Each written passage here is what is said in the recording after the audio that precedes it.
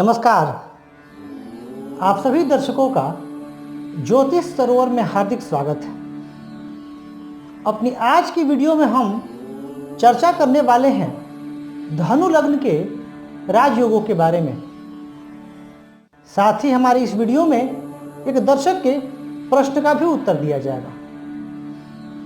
आइए बिना विलंब के चर्चा शुरू करते हैं। देखिए, जब बात धनु लग्न की होती है तो धनु लग्न के योग कारक ग्रहों में सबसे पहले हम चर्चा करेंगे लग्नेश गुरु की, क्योंकि लग्नेश होने से गुरु शुभ है। साथ ही धनु लग्न की जन्म कुंडली में गुरु चतुर्थेश भी हैं। इसके अतिरिक्त सूर्य भी परम योग कारक हैं, नवमेश है, नवम भाव के स्वामी हैं। मंगल पंचमेश है और द्वादशेश है, परंतु चूंकि द्वादशेश अपने स्थानांतरण का फल देते हैं तो पंचमेश का फल ज़्यादा परिलक्षित होगा। और बुध जो कि सप्तमेश है और दशमेश है। हालांकि इसमें योग कारक में गुरु, सूर्य और मंगल, साथ ही चूंकि बुध दशमेश है तो राजेश है, तो उनकी कृपा होनी भी जरूरी है। तो ये कुछ महत्वपूर्ण, वैसे तो जन्म कुंडली के 12 भाव महत्वपूर्ण होते हैं, लेकिन जब राजयोग की बात होती है तो योग कारक ग्रहों की चर्चा आवश्यक हो जाती है। अब हम कुछ ग्रह स्थितियां समझेंगे। मैं आप लोगों को सूत्र दूंगा कि अगर ये सूत्र बनते हैं तो धनु लग्न की जन्म कुंडली में राजयोग का निर्माण होगा।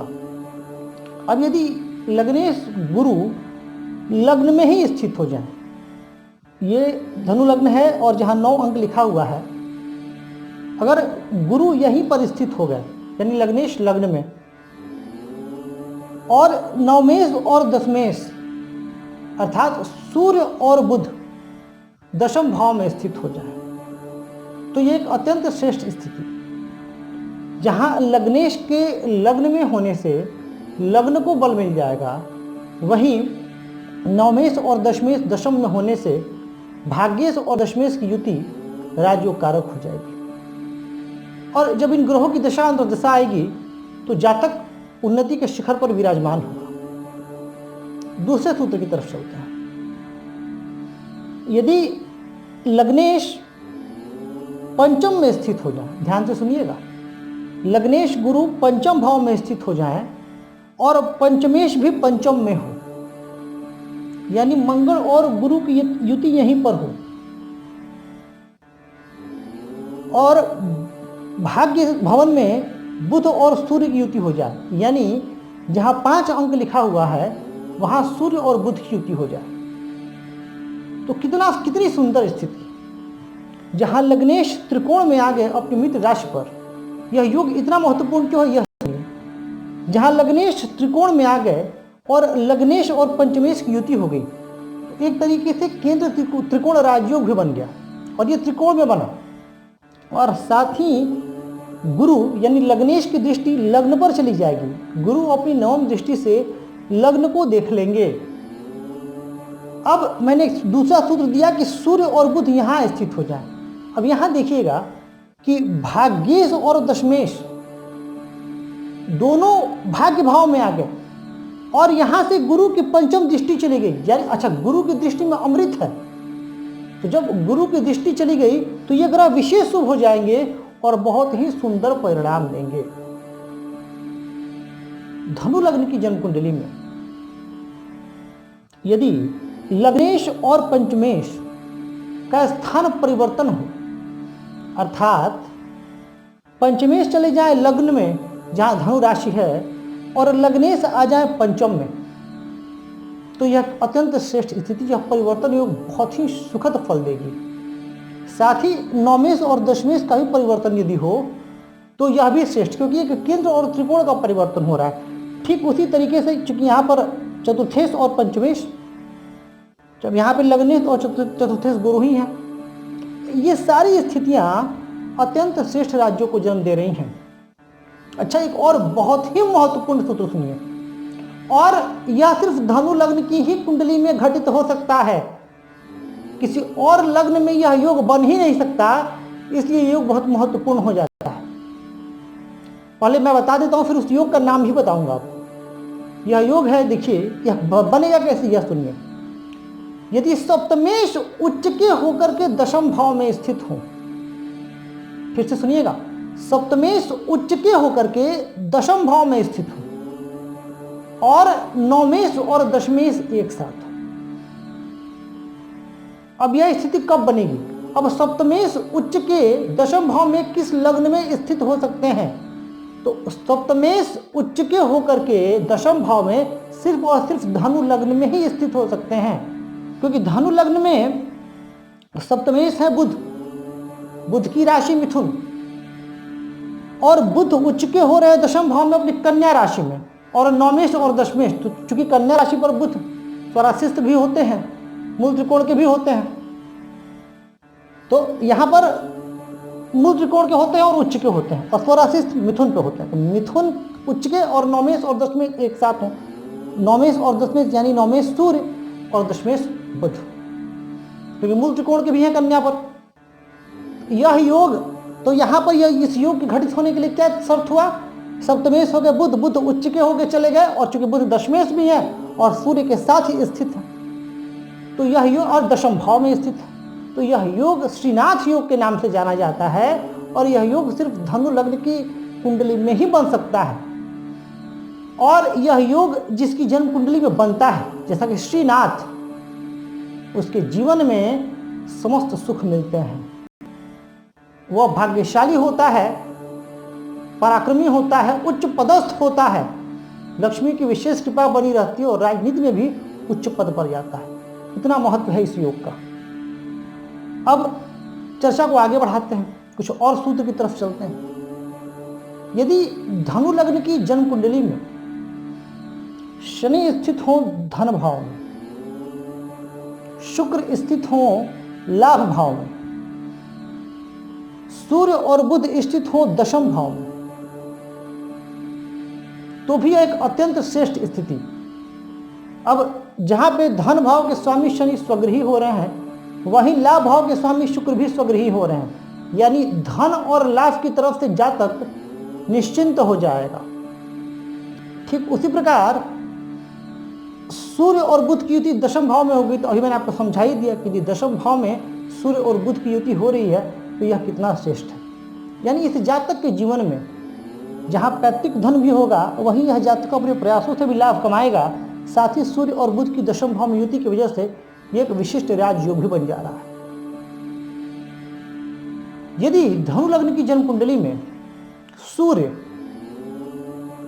बुध और मंगल लग्न में स्थित हो, ध्यान से सुनिएगा, सूर्य, बुध और मंगल लग्न में स्थित हो, यानी लग्न अर्थात नौ जहां लिखा हुआ है प्रथम भाव में स्थित हो, और गुरु पंचम भाव में स्थित हो, गुरु पर कोई पाप प्रभाव ना हो, ये जरूरी है। गुरु पंचम भाव में स्थित हो तो यह एक विशिष्ट राजयोग बन जाएगा और जातक अपने जीवन में खूब तरक्की करेगा।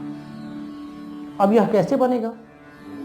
देखिए, सूर्य नवमेश, बुध दशमेश, केंद्र और त्रिकोण की युति, मंगल पंचमेश, यानी नवमेश, दशमेश और पंचमेश, ये तीनों कहाँ स्थित हो रहे हैं? तो ये लग्न में स्थित हो रहे हैं। और लग्नेश कहाँ आ रहे हैं? तो लग्नेश आ रहे हैं पंचम भाव में, और अपनी नवम दृष्टि से लग्न को देख रहे हैं, यानी लग्नेश लग्न को भी देख रहे हैं। तो एक आंशिक संबंध बन जा रहा है इन भावों से भी। और ये तीनों के तीनों ग्रह जो योग कारक हैं, ये शुभ स्थिति में आ गए हैं। एक तो लग्न से इनका संबंध बनना वैसे ही शुभ, साथ ही गुरु की राशि में स्थित होना और गुरु द्वारा दृष्ट होना, ऐसा जातक का व्यक्तित्व बहुत आकर्षक होता है। और ऐसे जातक उच्च शिक्षित भी हो सकते हैं, क्योंकि और संस्कारी, मृदुभाषी, और अपने जीवन में खूब तरक्की करते हैं। देखिए, ये जितने भी मैं योग बता रहा हूँ आपको, ये राजयोग की श्रेणी में आते हैं। परंतु कई बार आप अनुभव कीजिएगा कि आपके जन्म कुंडली में ये योग तो बन रहे हैं, पर आपको उसका पूर्ण लाभ नहीं मिल पा रहा है। ऐसा हो सकता है, मैं इसे इनकार नहीं करूंगा। इसके पीछे वजह जो ग्रहों का स्ट्रेंथ है, वह चेक कर लेना अनिवार्य होगा। ग्रह किस राशि पर हैं, कितने अंश पर हैं, किस राशि पर है तो मैं बता ही रहा हूँ, कितने अंश पर हैं, और वर्ग कुंडली में वो किस राशि पर है, वर्ग कुंडली में उनकी क्या स्थिति है। कहीं ऐसा तो नहीं कि लग्न कुंडली में तो दिख रहे हैं कि अच्छी स्थिति में है, लेकिन वर्ग कुंडली जैसे नवमांश कुंडली, दशमांश कुंडली, यहाँ इन लग्नों में उनकी स्थिति अच्छी नहीं है, तो फिर उस तरीके से आपको परिणाम नहीं मिल पाएंगे। साथ ही जो ग्रह राजयोग बना रहे हैं उनका करियर निर्माण के समय उचित दशा आना भी जरूरी है। उस समय जैसे करियर निर्माण का समय यदि हम माने कि 20 से 30 वर्ष के बीच में यदि अनुकूल दशाएं आ जाती हैं, जातक के जीवन में 4 चांद लग जाता है। ठीक उसके विपरीत यदि ग्रह कमजोर हो तो राजयोग बनाने के बाद जो अपना फल नहीं दे पाएंगे, और कहने की आवश्यकता नहीं, लग्न का बलि होना और लग्नेश का बलि होना आवश्यक है राजयोग के पुण्य लाभ के लिए, क्योंकि यदि लग्न और लग्नेश बलि नहीं हुए तो राजयोग का पुण्य लाभ आपको जीवन में नहीं मिल पाएगा। इसका जरूर आप लोग ध्यान रखिएगा, क्योंकि अभी कमेंट जैसे एक दर्शक का आया था उच्च के शनि पे कि मेरा तो शनि उच्च का है, फ्री परेशानी क्यों। तो आप लोग वीडियो जब अच्छे से देखिएगा तो मैं बार बार कहता हूँ कि उच्च के हैं पर साथ ही बाकी घटकों को भी देखना आवश्यक है। और बहुत जल्दी मैं एक वीडियो और लेकर के आ जाऊँगा कि ग्रह उच्च के होने के बावजूद भी कब अपना पूर्ण प्रभाव नहीं दे पाते। तो आपके मन में जो भी संदेह रहेगा वह संदेह भी दूर हो जाएगा। तो वैसे तो धनु लग्न की कुंडली में और राजयोग की स्थितियां, जैसे यदि एक और राजयोग बता देता हूँ, वो बहुत श्रेष्ठ राजयोग है। यदि पूर्णिमा का जन्म हो, पूर्णिमा का, और चंद्रमा मीन राशि में स्थित हो, साथ ही चंद्रमा बुध से दृष्ट हो, तो एक बहुत ही श्रेष्ठ राजयोग है। सूर्य से भी दृष्ट हो जाए तो भी अच्छा, क्योंकि सूर्य कहने की आवश्यकता नहीं, पूर्णिमा का जब जन्म होगा तो सूर्य और चंद्रमा आमने सामने ही होंगे, क्योंकि पूर्णिमा के दिन सूर्य और चंद्रमा आमने सामने ही होते हैं। सूर्य और बुध यहाँ स्थित हो जाएंगे और चंद्रमा जब यहाँ स्थित हो गए, और जब बुध और चंद्रमा में दृष्टि संबंध बन गया, तो यह बहुत ही श्रेष्ठ राजयोग है। ऐसा जातक अगर निर्धन से निर्धन परिवार में भी उसका जन्म हुआ है तो भी वो अपने प्रयासों से अत्यंत ऊंचा उठता है। तो ये कुछ चुनिंदा सूत्र थे, इसके अतिरिक्त भी बहुत सारे सूत्र हैं, पर जो महत्वपूर्ण सूत्र थे वो मैं आपके सम्मुख लेकर के आया। अब आइए एक दर्शक के प्रश्न को ले लेते हैं। दर्शक का नाम है मयूर राव सावंत। मयूर जी ने पूछा है कि ये यूपीएससी की तैयारी कर रहे हैं, सिविल सर्विसेज की, और ये कब तक सफल होंगे, ये उज्जैन से ये प्रश्न आया है। देखिए मयूर जी, यदि मैं आपकी जन्म कुंडली का अवलोकन करूं तो आपके कर्क लग्न की जन्म कुंडली है।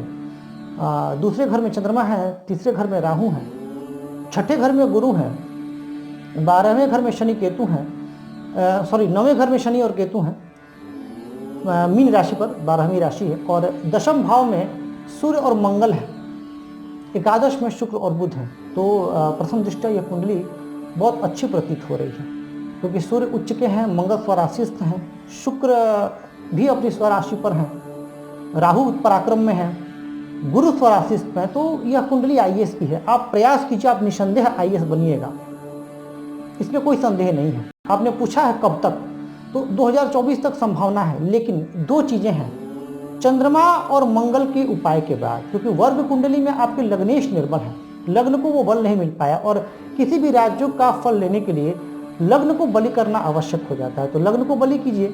और मंगल आपके योग कारक ग्रह हैं और मंगल अस्त है, क्योंकि कर्क लग्न की जन्म कुंडली में मंगल परम योग कारक होते हैं, तो मंगल अस्त हैं, तो मंगल का भी उपाय कर लीजिए। उपाय के बाद आप प्रयास कीजिए। सूर्य का दशम भाव में उच्च का होना और मंगल का भी वहीं स्थित होना किसी वरदान से कम नहीं। हालांकि मंगल अस्त हो गए हैं, परंतु उपाय के बाद वो ठीक हो जाएंगे। और गुरु छठे में बैठकर के शत्रुहंता बनाते हैं, धनु राशि पर हैं। तो कुल मिला जुला करके मुझे ऐसा लग रहा है कि आप अगर प्रयास पूरे दिल से करें, खूब मेहनत करें, तो आप निसंदेह आईएएस बन सकते हैं। 2024 तक संभावना है, लेकिन उपाय अवश्य कीजिएगा। आपकी जन्म कुंडली अच्छी है, मजबूत है, और मेरी शुभकामना भी आपके साथ। प्रयास करते रहिए, 2024 तक निसंदेह आप कुछ ना कुछ अच्छा पद ले लेंगे। उपाय कीजिएगा अवश्य मंगल और चंद्रमा का। तो दर्शकों, आज की कार्यक्रम में बस इतना ही। यदि आपके मन में भी कोई ज्योतिष से संबंधित कोई प्रश्न है तो आप पूछ सकते हैं, आपके प्रश्न का भी उत्तर अवश्य दिया जाएगा। साथ ही वीडियो को लाइक, सब्सक्राइब और शेयर करना ना भूलें, और यूं ही हमें अपना प्यार देते रहें। आज के लिए बस इतना ही। नमस्कार।